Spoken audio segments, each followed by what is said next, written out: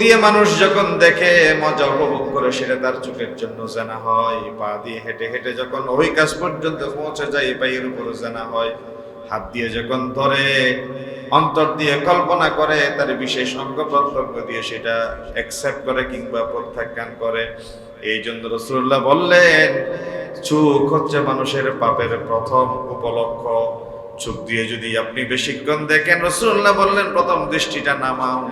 কারণ চোখ দিয়ে দেখার সাথে সাথে চোখ বলে ব্রেনকে, তুমি যাও অথবা যেও না। তাহলে চোখ হচ্ছে এই প্রথম সিগন্যাল, ব্রেনে দেওয়ার উপকরণ। এই জন্যই চোখ দেওয়ার সাথে সাথে রাসূলুল্লাহ বললেন, চোখের খেয়ানত আমার আল্লাহ বরদাস্ত করে না।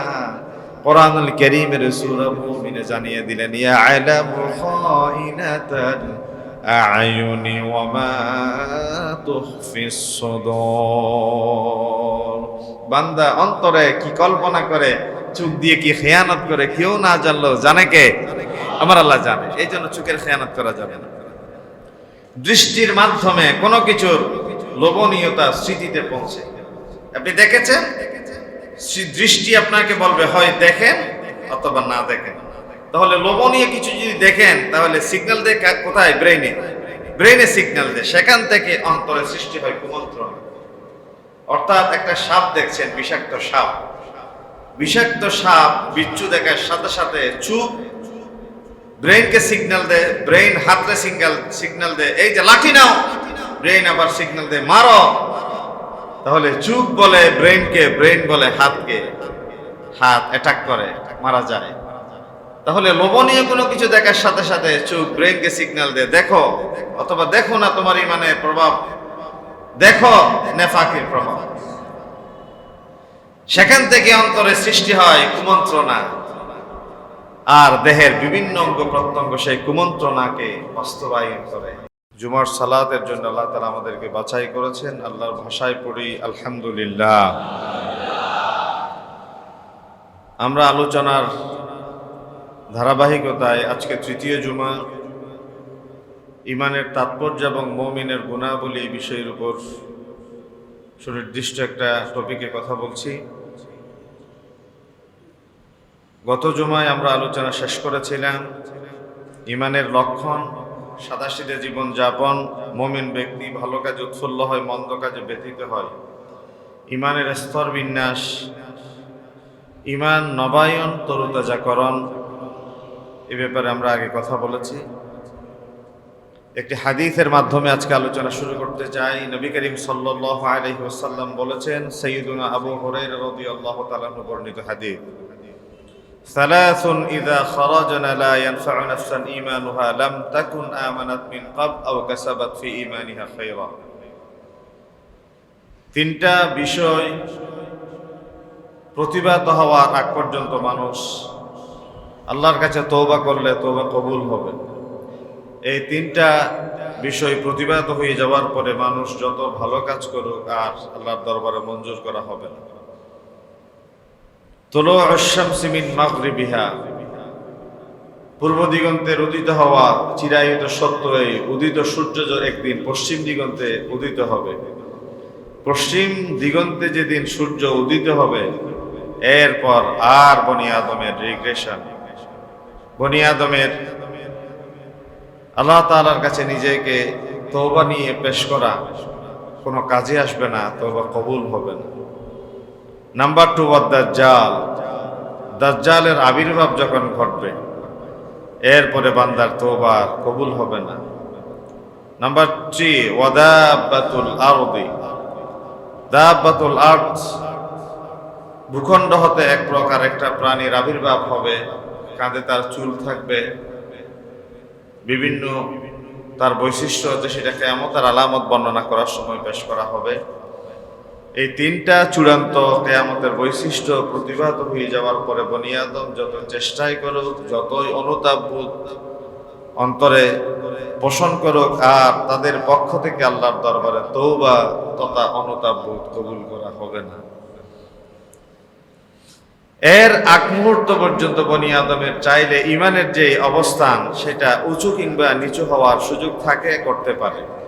আমলের মাধ্যমে ইমান উঁচুতে যায়, আমলের অধপতিত হওয়ার কারণে ঈমান নিম্ন পর্যায়ে নেমে আসে। নবী করিম সাল্লাল্লাহু আলাইহি ওয়াসাল্লাম জিজ্ঞাসা করলেন, জাদ্দিদু ঈমানাকুম, তোমাদের ভিতরে কে আছো যে ঈমানকে নবায়ন করতে চায়? তোমরা ঈমানকে নবায়ন করে নাও। সাহাবায়ে কেরামরা জিজ্ঞাসা করলেন, কাইফা নুজাদ্দিদু ঈমানানা ইয়া নবী আল্লাহ, ইয়া হাবিব আল্লাহ, কিভাবে আমরা ঈমানকে নবায়ন করতে পারি? বিশ্বনবী জানিয়ে দিলেন, আকসিরু মিন কওলি লা ইলাহা ইল্লাল্লাহ, তোমরা সব সময় প্রতিনিয়ত অধিক পরিমাণে বলো লা ইলাহা ইল্লাল্লাহ মুহাম্মাদুর রাসূলুল্লাহ। কালিমায়ে তাইয়্যিবার যে প্রথম অংশ আল্লাহ ছাড়া কোনো ইলাহ নাই, দ্বিতীয় অংশ মুহাম্মদ সাল্লাল্লাহু আলাইহি ওয়াসাল্লাম আল্লাহর পক্ষ থেকে প্রেরিত রাসূল, এই কালিমার স্বীকৃতির প্রথম অংশের ব্যাপারে তিনি বলেছেন, আল্লাহ ছাড়া কোনো রব নাই, কোনো মাবুদ নাই, কোনো উপাস্য নাই। এই সেন্টেন্সটা জিকির করতে থাকো সুবহানাল্লাহ। বুখারী শরীফের সর্বশেষ হাদিস সাইয়্যিদুনা আবু হুরায়রা রাদিয়াল্লাহু তাআলা আনহু বর্ণিত, কালিমাতানি হাবিবাতানি ইলার রহমান, আল্লাহ তাআলার কাছে দুটো বাক্য সবচেয়ে বেশি প্রিয়, খফিফাতানি আলাল লিসান, জিহ্বায় উচ্চারণ করা অতিশয় সহজ, সাকিলাতানি ফিল মিজান, ওজন যেই পাল্লায় করা হবে সেই পাল্লায় অধিকতর ভারী হবে। সেই কালিমা রাসূলুল্লাহ শিক্ষা দিলেন, সুবহানাল্লাহি ওয়া বিহামদিহি সুবহানাল্লাহিল আযীম। বলি সুবহানাল্লাহি ওয়া বিহামদিহি সুবহানাল্লাহিল আযীম, সুবহানাল্লাহি ওয়া বিহামদিহি সুবহানাল্লাহিল আযীম। বুখারী শরীফের ৭,২৭৫টি হাদিসের ভিতরে সর্বশেষ হাদিস কি বললেন? কালিমাতানি হাবিবাতানি ইলার রহমান, আল্লাহ তাআলার কাছে দুটো কালিমা বনি আদমের পক্ষ থেকে সবচেয়ে বেশি প্রিয় হয়, খফিফাতানি আলাল লিসান, মুখে উচ্চারণ করা সহজ, সাকিলাতানি ফিল মিজান, মিজানের পাল্লায় সবচেয়ে বেশি ভারী হিসেবে ধরা দিবে। সেই কালিমা কি? সুবহানাল্লাহি ওয়া বিহামদিহি সুবহানাল্লাহিল আযীম। নামাজের পরে আঙ্গুলের ফাঁকে গুনে গুনে পড়বেন, পড়া যাবে তো ইনশাআল্লাহ? চেষ্টা করবেন, পড়বেন। যেসব কারণে ঈমান মজবুত হয়, আমরা তার প্রথম একটা বিষয় বলেছিলাম, শরীয়তের যতগুলো বিধিবিধান ও অনুশাসন আছে তার ভেতরে কিছু বিষয় আছে ফরজ, কিছু বিষয় আছে ওয়াজিব, কিছু বিষয় সুন্নতে মুআক্কাদা, কিছু বিষয় সুন্নতে জায়েদা, কিছু বিষয় মুস্তাহাব নফল। ওমর ইবনে আব্দুল আজিজ রাহমাতুল্লাহি আলাইহি, যাকে আমরা ইসলামের পঞ্চম খলিফা হিসেবে জানি, তিনি তার একজন গভর্নরের কাছে একটি চিঠি লিখলেন।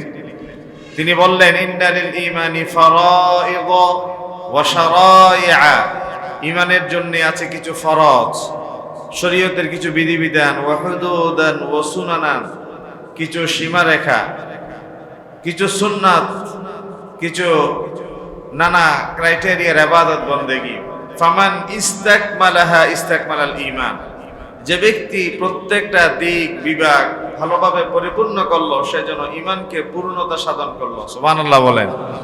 ওয়ামান লাম ইস্তাকমিলহা লাম ইস্তাকমিলিল ঈমান, যে ব্যক্তি এইসব বিধিবিধান ছেড়ে দিল, সে যেন ঈমানের প্যারামিটার থেকে নিজেরা নামিয়ে নিল।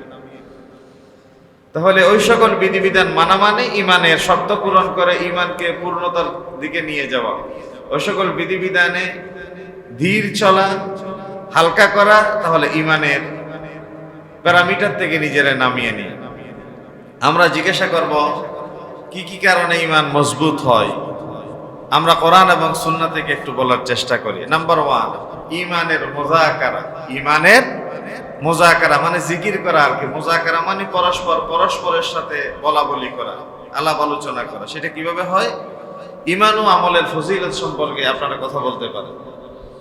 একজন আরেকজনের সাথে জিজ্ঞাসা করতে পারেন ইমানের মৌলিক উপাদানগুলো কি কি, ইমানের শাখা প্রশাখাগুলো কি কি, কি কি কাজ করলে পরে ইমান বৃদ্ধি পায়, কি কি কাজ করলে পরে ইমান হ্রাস পায়, কি কি কাজ করলে পরে অন্তরের জ্যোতি কমে যায়, কি কি কাজ করলে পরে চেহারা আলোক উজ্জ্বলতা নষ্ট হয়ে যায়, কি কি কাজ করলে পরে আয় রোজগার বৃদ্ধি পায়, বারাকা হাসিল হয়, আল্লাহ তাআলার কাছে তওবা হিসেবে তাইব হিসেবে তওবাকার হিসেবে পেশ করলে বনি আদমের কাছে গ্রহণযোগ্যতা বৃদ্ধি পায়।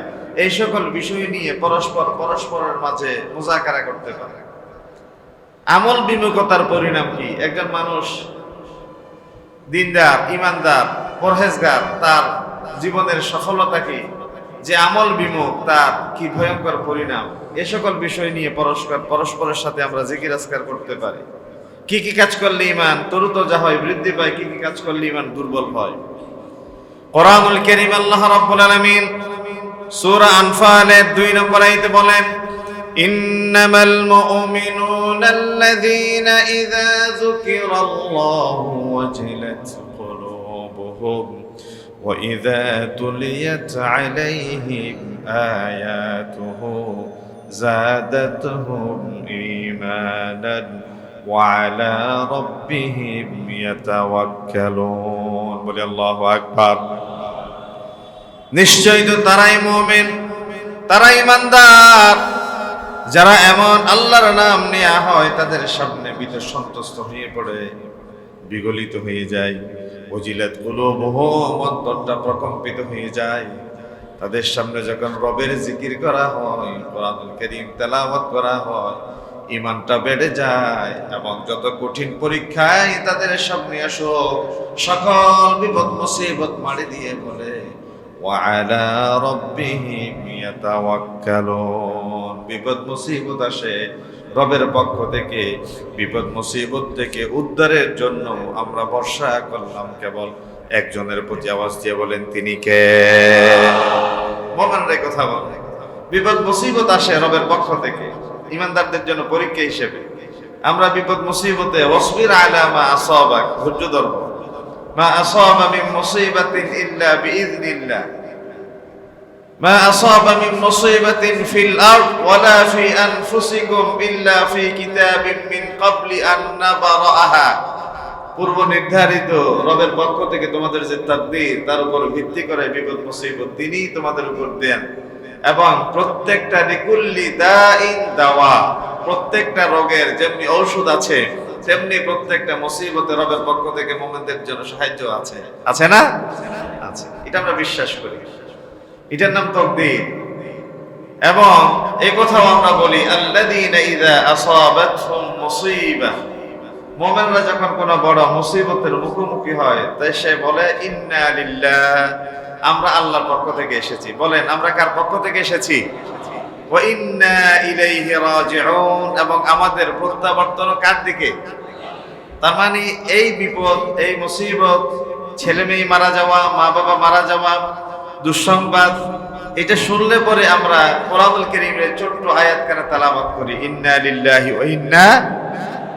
এটা বিপদ মুসিবত দেন আল্লাহ, বিপদ মুসিবত উঠিয়ে আনুন আমার আল্লাহ, এটারই ইঙ্গিত দিয়ে মূলত এই আয়াত কান আমরা তেলাওয়াত করি। এই জন্যে মুসিবতের খবর শুনলে, বিপদের খবর শুনলে, দুঃসংবাদ শুনলে কি পড়ব? ইন্না লিল্লাহি ওয়া ইন্না ইলাইহি রাজিউন। কোন সুসংবাদ শুনলে বলবো কি? আলহামদুলিল্লাহ। আর কাউকে ভালো কাজের জন্য অ্যাপ্রিসিয়েশন দিতে গিয়ে বলবো মাশা আল্লাহ। কোন বিস্ময়কর বিষয়ের একটু এক্সপ্রেশন জানাতে গিয়ে বলবো সুবহানাল্লাহ। আর কোন বিস্ময়কর বড় বিষয় যা রবের শ্রেষ্ঠত্বের গুণকীর্তনের ভেতরে এক্সপ্রেশন যদি দিতে যায় আমরা বলবো আল্লাহু আকবার। তাহলে সুবহানাল্লাহ, আলহামদুলিল্লাহ, আল্লাহু আকবার, মাশা আল্লাহ, ইন্না লিল্লাহ।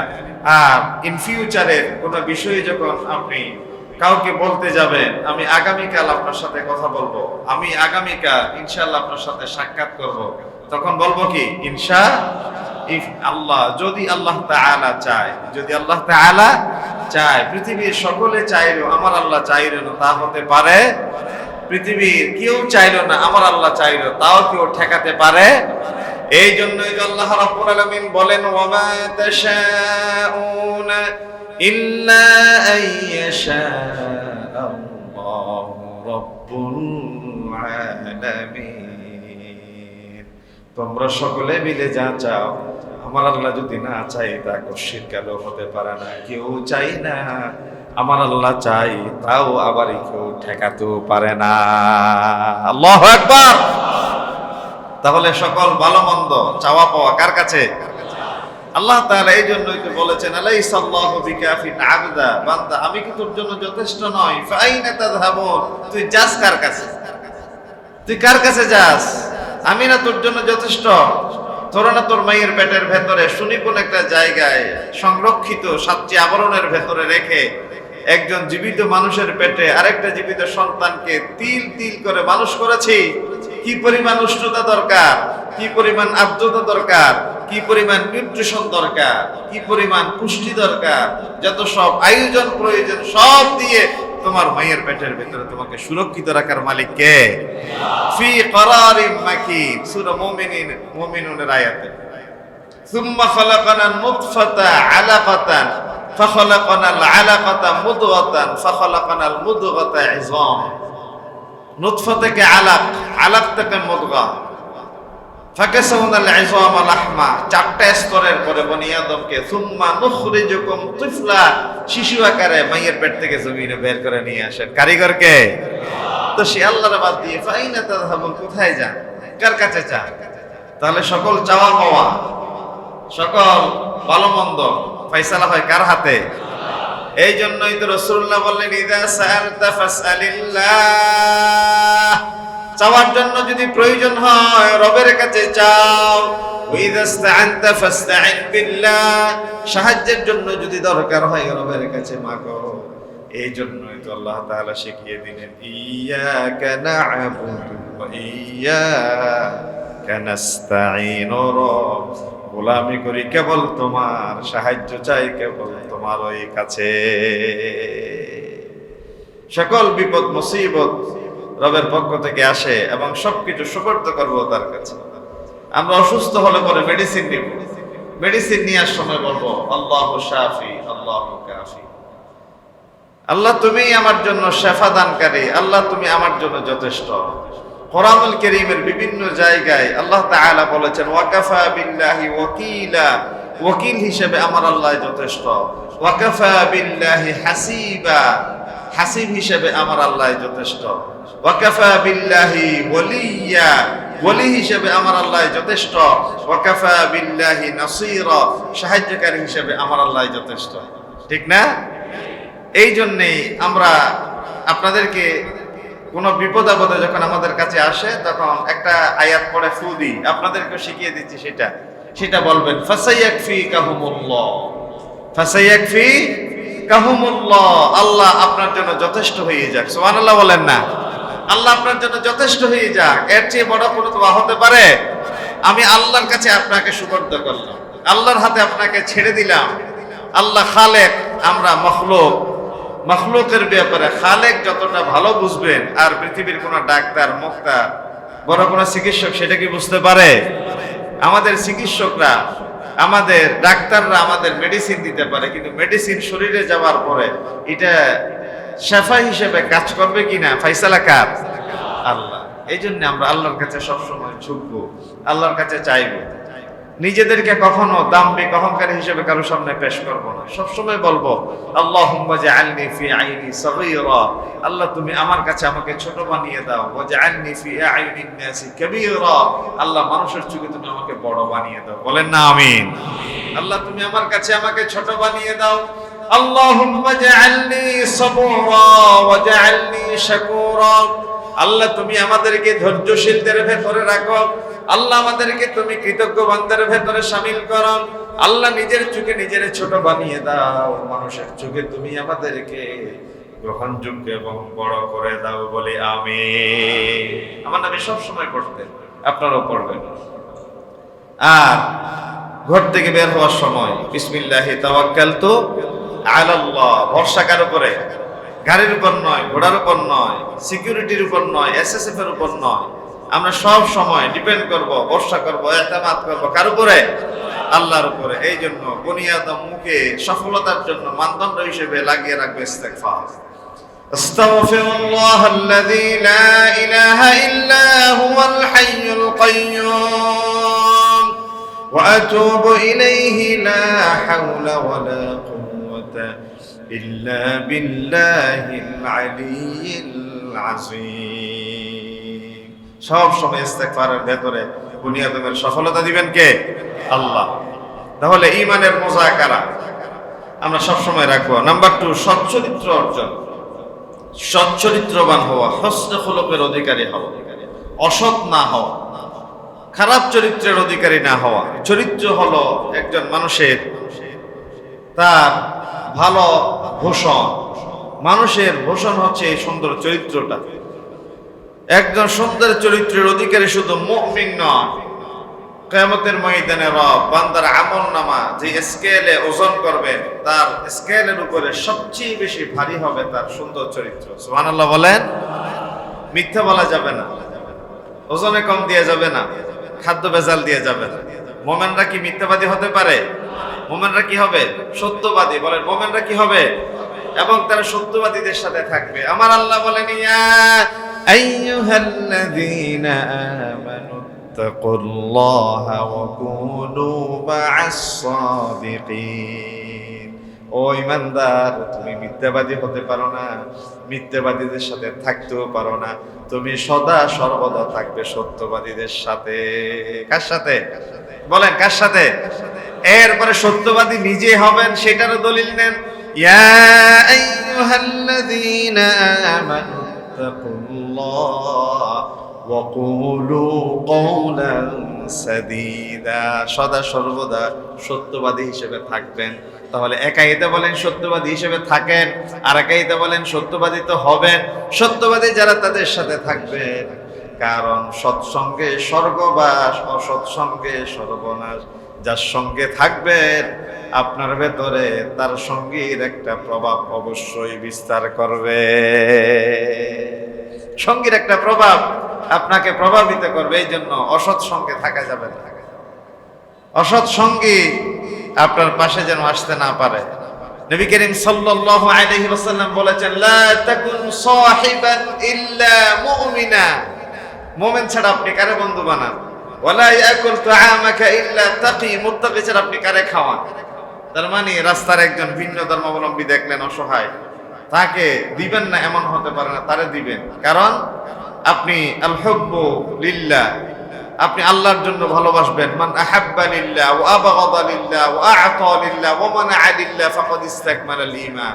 যে ভালোবাসলো আল্লাহর জন্য, দিল আল্লাহর জন্য, রাগ করলো আল্লাহর জন্য, দেয়া থেকে বিরত থাকলো আল্লাহর জন্য। একজন মুমিন আছে তারা ঈমানের জন্য দিলেন, একজন কাফের তাকে দিলেন না, ঈমানের জন্য দিলেন না। আবার একজন কাফের তাকে দিলেন, তারা বলবেন আল্লাহ তোমার বান্দা তো, ঈমান তো তুমিই দাও নাই, এই জন্য সে গ্রহণ করতে পারে নাই। আল্লাহ তোমার বান্দা হিসেবে তারা আমি আকাতরে দিই। তাহলে মানুষ হিসেবে দিলেন, সওয়াব পেলেন। আবার ঈমানদার হিসেবে ঈমানদারকে দিলেন, বেঈমানকে দিলেন না, তাতেও সওয়াব পেলেন। তাহলে সবকিছু নির্ভর করে আপনার অন্তরের ইন্টেনশনের উপর, আপনি কি ধারণা পোষণ করে দিচ্ছেন বা দিচ্ছেন না সেটার উপর। বিশ্বনবী বললেন, আকমালুল মুমিনিনা ঈমানান আহসানুহুম খুলুকা। একজন মানুষের ঈমানদারের ঈমানের সর্বোচ্চ পর্যায় হচ্ছে সচ্চরিত্র। এই জন্য একজন মুমিন কখনো অসৎ হতে পারে না, একজন মুমিন কখনো ব্যাড কালচারের উপরে থাকতে পারে না, একজন মুমিন কখনো অসুন্দর চিন্তা করতে পারে না। বিশ্বনবী বললেন, কিয়ামতের ময়দানে সবচেয়ে বেশি পাল্লায় ভারী হবে তার সুন্দর চরিত্র, হুসনুল খুলুক। হুসনুল খুলুক, খারাপ চরিত্রের দিক বহুভাবে হতে পারে। শুধু যে যৌনতার উপর বেস করে খারাপ হবে তা নয়, মিথ্যার উপর খারাপ হতে পারে, চিন্তার উপর খারাপ হতে পারে, প্রতিবেশীর সাথে অসদাচরণ করতে পারে, তার লেনদেনে মুআমালাতে দীর্ঘ হতে পারে, নানাবিধ যা মানুষের কাছে অগ্রহণযোগ্য সবকিছু হচ্ছে খারাপ। এটা মুমিনের ভূষণ হতে পারে না, এটা মুমিনের চরিত্র হতে পারে না। এরপর হচ্ছে দৃষ্টির হেফাজত। আমরা যে সকল কারণে ঈমান মজবুত হয় ওই সকল বিষয়ে দিয়ে আলোচনা করছি। 4 নাম্বার হচ্ছে দৃষ্টির হেফাজত। নবী করিম সাল্লাল্লাহু আলাইহি ওয়াসাল্লাম বললেন, আল আইনানি তাজনিয়ানি ওয়া জিনাহুমান নাযার। চোখ দিয়ে মানুষ যখন দেখে মজা উপভোগ করে, সেটা তার চোখের জন্য জানা হয়। পা দিয়ে হেঁটে হেঁটে যখন ওই কাজ পর্যন্ত পৌঁছে যায়, পায়ের উপরে জানা হয়। হাত দিয়ে যখন ধরে, অন্তর দিয়ে কল্পনা করে, তার বিশেষ অঙ্গ প্রত্যঙ্গ দিয়ে সেটা অ্যাকসেপ্ট করে কিংবা প্রত্যাখ্যান করে। এই জন্য রাসূলুল্লাহ বললেন, চোখ হচ্ছে মানুষের পাপের প্রথম উপলক্ষ। চোখ দিয়ে যদি আপনি বেশিক্ষণ দেখেন, রাসূলুল্লাহ বললেন প্রথম দৃষ্টিটা নামাও।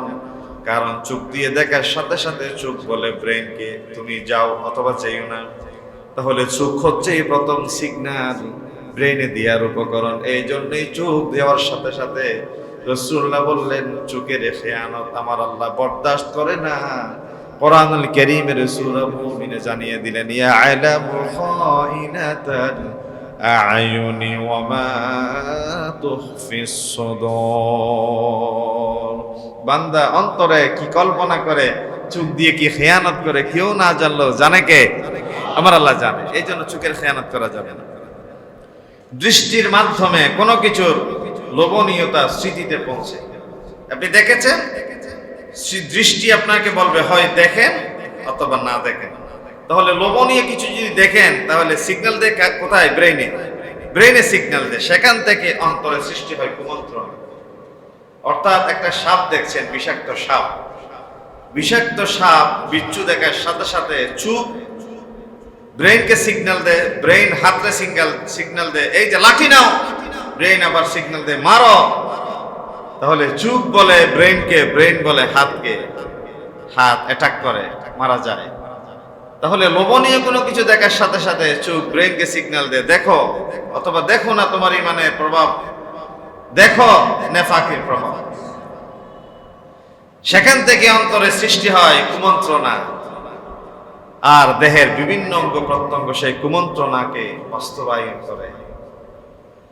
কাজেই কেউ যদি তার দৃষ্টিকে হেফাজত করতে পারে, তাহলে সে ওইসব যাবতীয় কুমন্ত্রণা থেকে বেঁচে থাকতে পারে। তাহলে পাপের প্রথম স্টেপ হচ্ছে দৃষ্টি। বলেন, পাপের প্রথম স্টেপ কি? দৃষ্টি। কোরআনুল কারীম আল্লাহ তাআলা সেই কথাই বলেছেন, কুল নবী আপনি বলুন লিল মুমিনিন, মুমিনদেরকে, ইয়াগুদ্দু মিন আবসারিহিম, তারা যেন তাদের চোখকে নত করে, ওয়া ইয়াহফাজু ফুরুজাহুম, লজ্জাকে হেফাজত করে। তাহলে প্রথম এবং শেষটা বলে দিলেন, চোখ নত করো, লজ্জা হেফাজত করে। তার চোখ নত, তার লজ্জা সংরক্ষিত থাকবে। যার চোখ নত হবে না, সে এলোমেলো করতেই পারে। আর রাসূলুল্লাহ এটাও জানিয়ে দিলেন, ইযা ফাতাকাল হায়া ফাফআল মা শি'তা।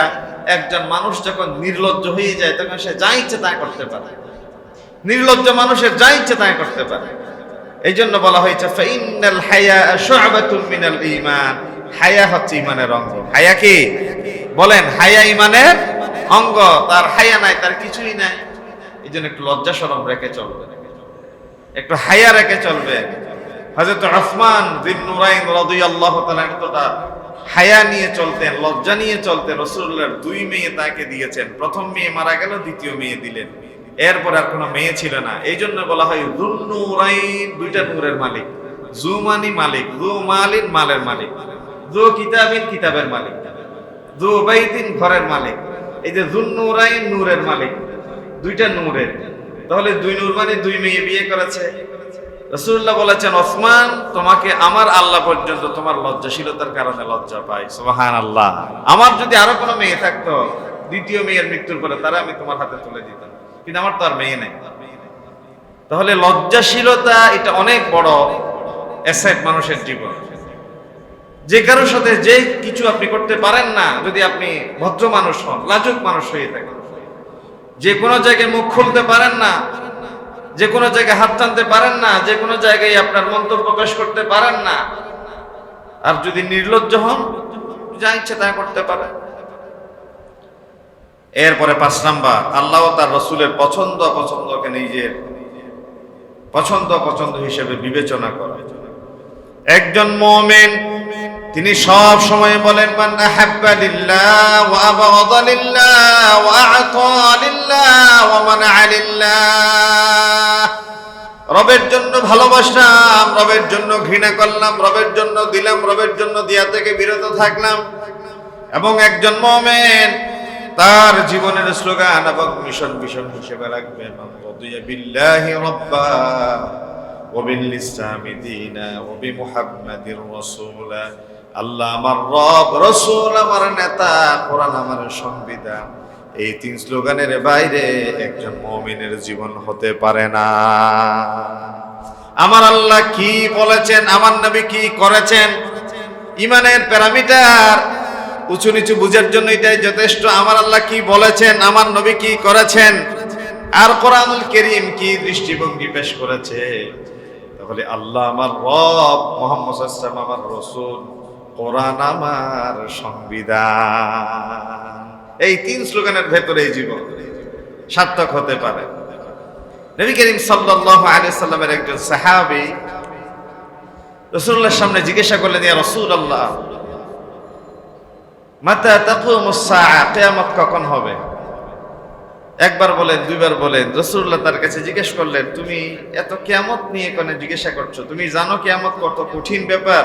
ইদাস সামাউন ফাতারাত, আকাশ খসে পড়বে। ওয়া ইযাল কাওয়াকিবুন তাসারাত, এই যে তারকাপুঞ্জগুলো এক একটা ঝরে যাবে। ওয়া ইযাল বিহারু ফুজ্জিরাত, পানিগুলো ফুলে ফেঁপে উঠবে। ওয়া ইযাল কুবুরু বু'সিরাত, কবর থেকে উলঙ্গ মানুষ দৌড়তে থাকবে। ইদাস সামাউন শাক্কাত, আকাশ ফেটে বিদীর্ণ হয়ে যাবে, চূর্ণ বিচূর্ণ হয়ে যাবে, সারা দুনিয়া পায়ের নিচে তামা হয়ে যাবে। কেন তুমি কিয়ামতের ব্যাপার আমার কাছে বারবার জিজ্ঞাসা করছো? তুমি জানো গর্ভবতী মহিলা দৌড়তে গিয়ে বাচ্চা পড়ে যাবে। মানুষ তো বটে, হিংস্র জন্তু জানোয়ার পর্যন্ত ছোট বাচ্চা ফেলে এক কদম সামনে পেছনে ছুটে না। এই বাচ্চা মায়ের পেট থেকে ওয়াতাদাউ কুল্লু যাতি হামলিন হামলাহা, বাচ্চা পড়ে যাবে, বের হয়ে যাবে। ওয়াতারান নাস সুকারা, সে পাগলামি করবে। ওয়ামা হুম বিসুকারা, তো সে পাগল নয়। ইয়াউমা তারাউনাহা তাযহালু কুল্লু মুরদিআতিন আম্মা আরদাআত, দুগ্ধপুষ্য সন্তান ফেলে মা ছুটতে থাকবে, দেখতে মনে হবে যেন পাগলামি করছে, তিনি পাগল। ওয়ামা হুম বিসুকারা, অথচ তিনি পাগল নন। এটা কি? ওয়ালাকিন্না আযাবাল্লাহ, এটা আল্লাহর পক্ষ থেকে আযাব, ভয়ঙ্কর গজব। ও আমার সাহাবী, কেন কিয়ামতের ব্যাপারে বারবার জানতে চাও? কি তোমার প্রস্তুতি আছে?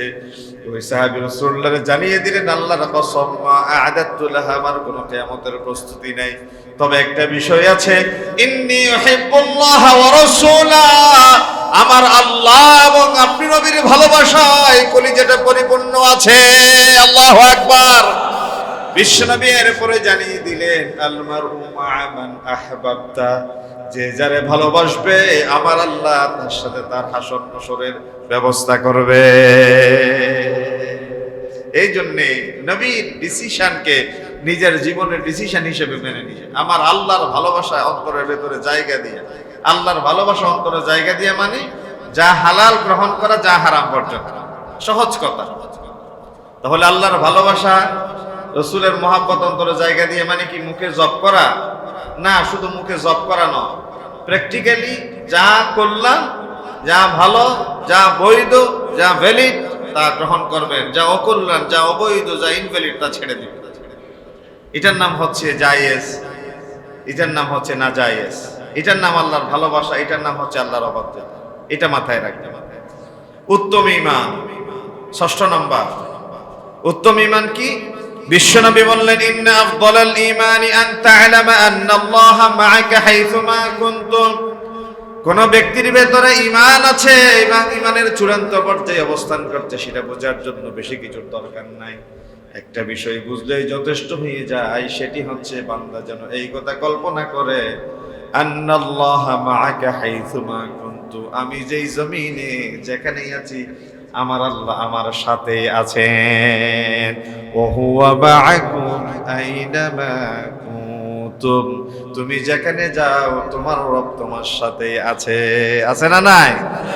বান্দা যদি কল্পনা করে আমার রব আমার সাথে আছে, সে কি কোনো অন্যায় করতে পারে? বলেন না, আপনারা কি অন্যায় করতে পারেন? যদি কল্পনা করেন রব সাথে আছে, যদি রব সাথে নাই, যা ইচ্ছে তাই করেন। ঈমানের মজবুতির দৃষ্টান্ত কি? ইমানের মজবুতির দৃষ্টান্ত দেয়া হচ্ছে কদ কানা মান ক্বাবলাকুম ইউখাযুর রাজুল, কিছু মানুষকে ধরে নিয়ে আসা হতো আমাদের আগে, কিছু মানুষকে এরকম ইমান কদ্দুর আছে নাই পরীক্ষা করা হতো, তাদেরকে কি ফায়ুহফারু লাহু ফিল আরদ, তাদেরকে গর্ত খনন করে জমিনে সিনে পর্যন্ত দাঁড়া করিয়ে রাখা হতো।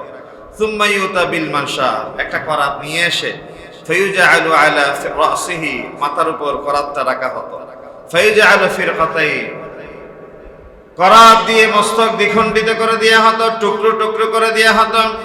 মা ইয়াসরিফুহু যালিকা আন দীনিহি, খোদার কসম আল্লাহর দ্বীন থেকে এক চুল পরিমাণ তাদেরকে বিচ্যুত করা যেত না। ওয়ায়ুমশাতু বিআমশাতিল হাদীদ মা দুনা আযমিহি মিন লাহমিন, লোহার চিরুনি দিয়ে শরীর থেকে গোশতগুলো আলাদা করা ফেলা হতো, আলাদা করে ফেলা হতো। ঠকবক করে সিদ্ধ হওয়া তেলের কড়াইয়ের উপরে জীবন্ত বনি আদমকে ছেড়ে দেওয়া হতো।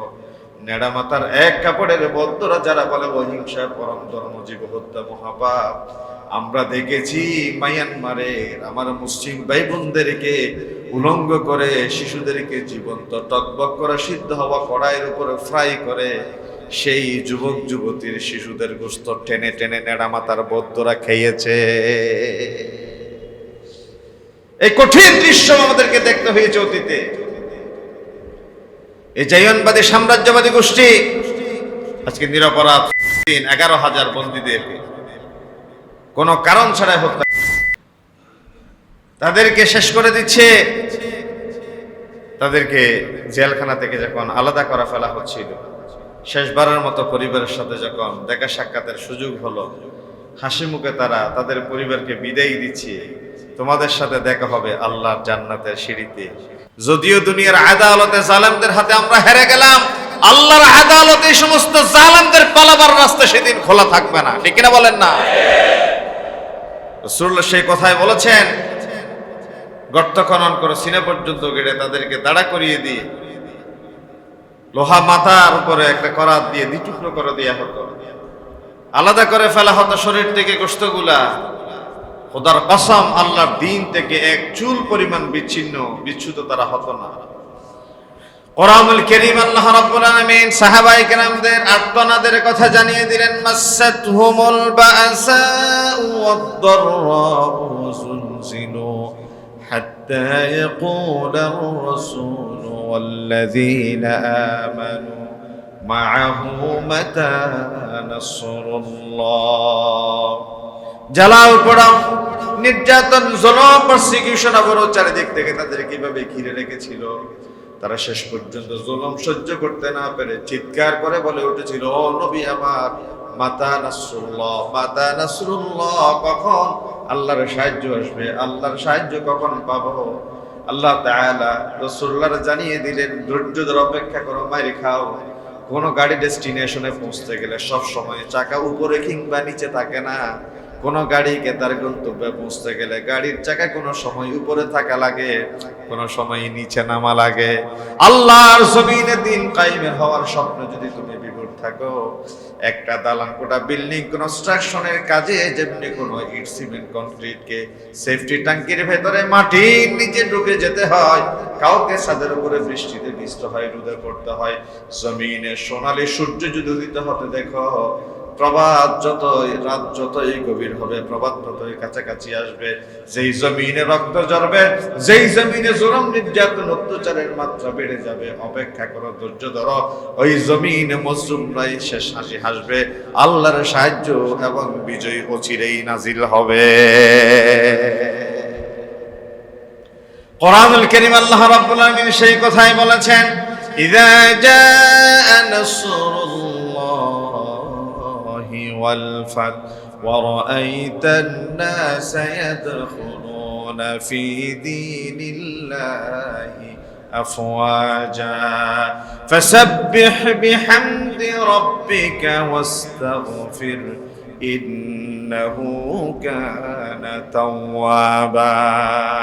আল্লাহর সাহায্য এবং বিজয় আসবে তখন যখন মানুষ আপনি যখন দেখবেন আল্লাহর পক্ষ থেকে সাহায্য এবং বিজয় আসবে, তখন আপনি দেখবেন মানুষ দলে দলে আল্লাহর দ্বীনের ছায়াতলে সমবেত হচ্ছে।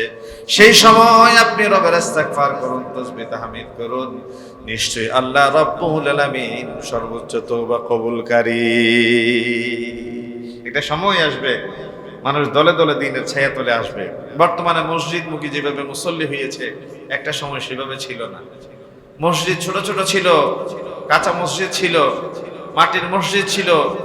একটা সময় মসজিদ সুরম্য প্রসাদ হয়েছে। মুসল্লি মসজিদের আঙ্গিনা পেরিয়ে চারিদিকে মাইলের পর মাইল এখন নামাজের মসজিদের জন্য তারা অপেক্ষা করতে থাকে, জামাতে শরীক হওয়ার জন্য দাঁড়াতে থাকে, ঠিক না? এটা আল্লাহর দ্বীনের প্রতি যে মানুষ ঝুঁকছে তার একটা বহিঃপ্রকাশ। আসুন ইমানের তেজদীপ্ততা মজবুতির উপরে, দৃঢ়তার উপরে আপনাদের সাথে কথা বললাম। এটা শুধু ওয়াজের ভিতরে সীমাবদ্ধ না রেখে একটু প্র্যাকটিক্যালি আমল করতে হবে। তো প্র্যাকটিক্যালি আমল ছোট ছোট কাজ দিয়ে শুরু করবে। যাদের দাড়ি নাই দাড়ি রাখবেন, যারা দান খয়রাত কম করেন দান খয়রাতের পরিমাণ বাড়াবেন, যারা নামাজ কাজা করেন আস্তে আস্তে নামাজ কাজা বন্ধ করবেন, যাদের ছেলে মেয়েদের ভিতরে দিন শিক্ষা দেন না দিন শিক্ষা দিবেন, যাদের ভাই বোনের ভিতরে বিরোধ আছে বিরোধ মীমাংসা করে ফেলবেন, যারা এতদিন সুদ লেনদেন করতেন সুদ লেনদেন বন্ধ করবেন, যারা ঘুষ গ্রহণ করতেন ঘুষ গ্রহণ করা বন্ধ করে দিবেন, মিথ্যা বলতেন মিথ্যা ছেড়ে দিবেন, ওজনে কম দিতেন ওজনে কম দিয়ে বন্ধ করবেন। এই যে ছোট ছোট ছোট ছোট ব্যাপারগুলা আপনি আপনার জায়গা থেকে যেগুলাকে খারাপ ইভিল ডিডস মনে করছেন, পাপ মনে করছেন, এটা আপনি ছেড়ে দেন আজকের থেকে। আপনি নিজে থেকে ওই ব্যক্তির জন্য ধ্বংস যার গতকালের চেয়ে আজকের দিনটা উত্তম হলো না। মওতের তো কোনো সিরিয়াল নাই, মওতের চলে যাবার কোনো সিরিয়াল আছে? তা যে কোনো সময় যে কারো কাছে মালাকুল মওত আসতে পারে। তো বড় মেজো সেজো ছোট এভাবে চিন্তা না করে মওতের জন্য যার যার জায়গা থেকে প্রস্তুত হয়ে যায়। কোনো জায়গায় সফরে গেলে যেমনি আমাদের ব্যাগ লাগেজ প্রস্তুতি নিয়ে সব কিছু হিসেব নিকেশ করে দেখে দেখে দেখে দেখে আমরা লাগেজ ভর্তি করি, ঠিক আমরা সফরে এসেছি, এই সফর থেকে আবার যাত্রা হচ্ছে কিছুদিন পর আরেকটা জায়গায়। এটা একটা স্টেশন। মানুষ সফরে গেলে যে কোনো সময় সে প্রস্তুত থাকে, গাড়ি আসছে প্রস্তুত হয়ে যান, 10 মিনিটে প্রস্তুত, 10 মিনিটে আপনি প্রস্তুত হয়ে গেলেন। ঠিক মালাকুল মওত আসার আগে আপনাকে সিগন্যাল দিয়ে গাড়ি আসছে এই কথা বলবে না, আসছে মা বাবা আত্মীয় স্বজন ধরে আপনাকে উত্তর দক্ষিণ করে ফেলবে, ঘরে ঘরে শুরু হয়ে গেছে, টান দিয়ে জানটা নিয়ে বের হয়ে মালাকুল মওত চলে গেছে। এখন যা হবার তা তো ভিতরে হবে, দুনিয়ায় তো আর কেউ সাক্ষী হওয়ার যাওয়ার সুযোগ নাই। যার প্রস্তুতি অয়েলি রোল মেশিন, যার সরকায় তে তেল দেন, যার প্রস্তুতি তে নেন। এখানে কে কি করলো না করলো বাবা সেটা দেখার বিষয়, আমি কি করছি সেটা এখন আমার দেখার বিষয়। সূরা ইয়াসিন ফজরের পরে পড়া ছেড়ে দিবেন না, সূরা নূহ জোহরের পড়া, জুমার দিন সূরা কাহাফ, আসরের পরে সূরা নাবা, মাগরিবের পরে সূরা ওয়াকিয়া, এশারের পরে সূরা মুলক। এই ছোট আমলটা শুরু করেন। আজকের সবক জুমার দিন সূরা কাহাফটা একটু পড়বে। জুমার দিন সূরা কাহাফটা পুরো পড়তে না পারলে প্রথম 10 আয়াত পড়বে। নিজে পড়তে না পারলে ঘরে ছেলে মেয়ে যে পড়তে পারে তাকে তেলাওয়াত করে আপনি শুনবেন। আর আসর থেকে মাগরিবের নামাজে দোয়া কবুল হয়। জুমার দিন একটা গুরুত্বপূর্ণ সময়, 80 বার দরুদ শরীফ পড়বেন সাল্লাল্লাহু আলাইহি ওয়াসাল্লাম, সাল্লাল্লাহু আলাইহি ওয়াসাল্লাম। লম্বা দরুদ শরীফ পড়তে কষ্ট হলে, মুখস্থ না থাকলে অ্যাট লিস্ট ছোট যেটা আছে সেটা পড়বেন। সাল্লাল্লাহু, এটা পড়া যাবে না, বলেন সাল্লাল্লাহু আলাইহি ওয়াসাল্লাম। এটা পড়বেন কয়বার? বলেন না কয়বার? 80 বার পড়বেন। ফজিলত বাড়বে, মর্যাদা বাড়বে, শাহাদাতের মৃত্যু হবে। ওমা আলাইনা ইল্লাল বালাগ। আসসালামু আলাইকুম ওয়া রাহমাতুল্লাহি ওয়া বারাকাতুহু।